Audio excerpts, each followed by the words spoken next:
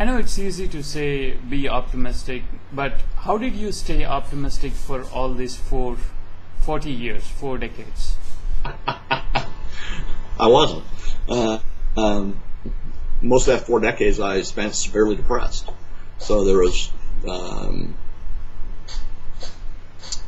a lot of still angry, still somewhat in denial. I had a real why bother attitude. And I was supposed to be dead 20 years ago. I mean, that's what I learned as a kid. But so why am I still here? And then negative thinking sets in. Optimism was nowhere, even on the horizon. Even today, I feel much better about, really about everything right now. But even today, I still tend to be kind of not really pessimistic, maybe more pragmatic, would be better term. Trying to take a real look at what's going on. Hopefully, it'll turn out for the best. But realizing, it's probably going to be a draw. The bad things might happen, but the good things might happen. Well, we'll just have to wait and see what really happens. So it's it's just a matter of coming to terms with diabetes yourself before you can really do much of anything, I think. So some of the things you achieved because of diabetes. Well, I'm doing a fantastic web blog here. See, that's another hard one. I spent so many years depressed and pretty much just ignoring diabetes. I don't really associate it directly with a lot of things. I guess just the last 2 or 3 years has been good for me in that I've met the great people of the DOC. Some of these folks I've met in real life. I can consider them very good friends. So it's hopefully going to meet a bunch more. So I'm not even really sure how to answer that question. To me, diabetes is like having brown hair and blue eyes. I mean, it's just kind of what I got. So I really don't put emphasis on it that way. It's something I have to do, but I also need to eat and breathe and yell at the cat. So it's just one of those things, I guess. Okay. And can you think of a life rolling back, not having diabetes? What would you be doing? That was so many years ago. I have no idea. I think I went for the usual. I want to be an astronaut or a fireman, and that's about all I remember. Okay, so some of the best tools you recommend for diabetes should use in this decade, in this coming next 10 years or 20 years? Well, definitely pump if it's possible to do that. CGMS, again, if it's possible to do that, and it works for you, that gives you the information to really let you tune your settings, pump settings. And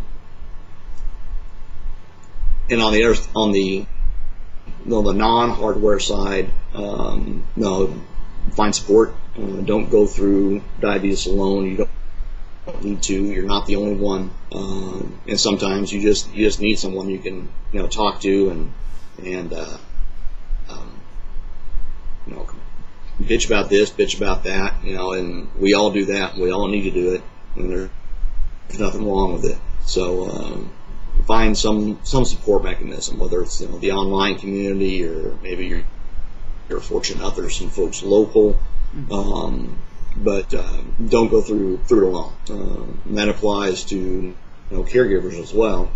Sometimes I don't think that we as diabetics necessarily recognize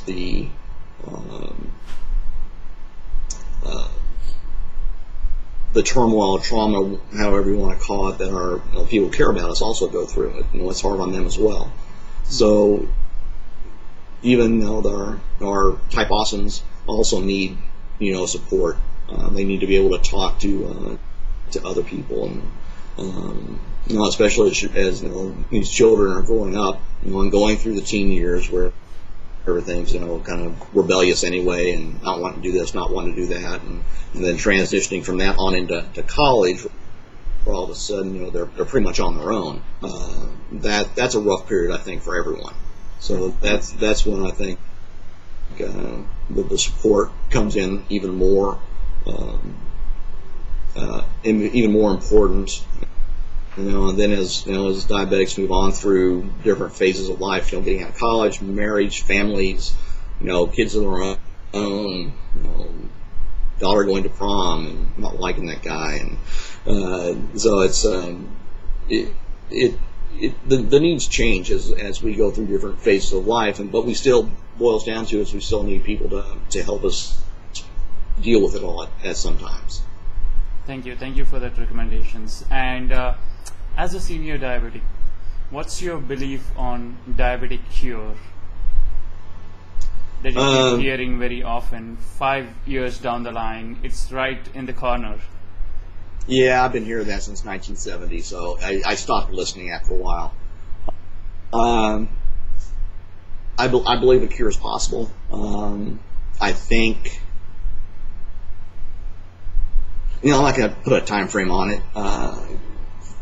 I certainly think that within my lifetime, it may be a possibility. But again, it's not something I'm going to really put much faith in or hope in, until I can put my hands on it.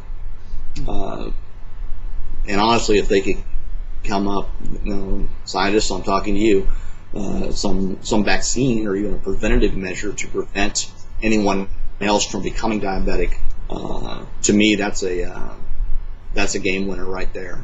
I'll happily go to my grave diabetic, knowing that there's not going to be any more. And who knows that prevention could possibly be a cure for us as well. Some studies have shown beta cell regeneration when the immune attack is blocked, again in mice who have over 400 cures. I think we're up to 437 or something, some odd number. But no, we don't know if that'll happen in humans yet, because we can't get to that trial point.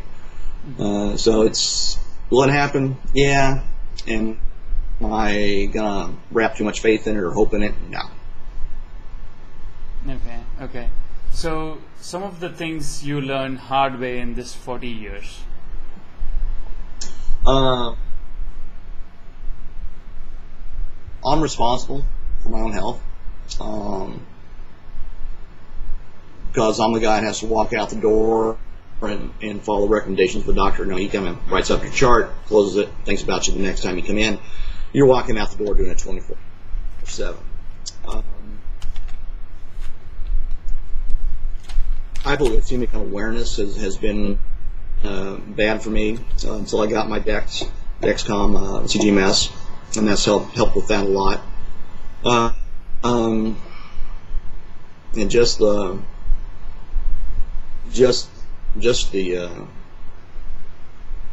medical, physical, emotional, mental, financial stress that diabetes places on us, every day. Besides all the things that everyone else has, we have an extra layer of crap, basically, that we have to deal with. Mm-hmm. So your final message to the diabetic community out there? Guys, you can do it. It's